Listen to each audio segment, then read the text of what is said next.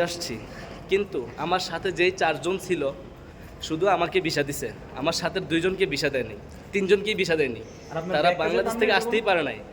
এরপরে সবচেয়ে বড় দুঃখের বিষয়, এরকম? আমি নেপালে চলে আসছি কিন্তু আমার ব্যাগ আসে নাই। এখন যাই হোক, বিমানে যেই ভাইয়ের সাথে বসছি ওই ভাইয়ের সাথে পরিচয়, ওই ভাইয়ের সাথে এখন থাকবো। ভাই, আর ভাই ব্যাগ যে হারায় গেল, এটা নিয়ে কি বলবেন? এটা নিয়ে বলবো ইন্না লিল্লাহি ওয়া ইন্না ইলাইহি রাজিউন।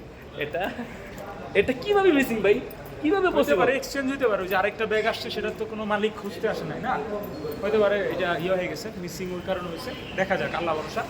নাম্বার নিয়ে আসছে ভাই, এখানে যারা দায়িত্বে আছে তাদের নাম্বার নিয়ে আসছে, আশা রাখি পাওয়া যাবে ইনশাল্লাহ। ইনশাল্লাহ পাওয়া যাবে। আর আর চলে আসছি নেপাল, কিন্তু দুঃখের বিষয় আমার সাথে 3 ভাই একজন আসতে পারে নাই, 4 জনের মধ্যে 3 জনই আসতে পারে নাই, এখন চলেন বাই বাই। অনলি আমি এন্টি। বাট শুধুমাত্র টি শার্ট যেগুলো পরা আছে ওগুলো, অন্য কোনো কিছুই পরা নেই।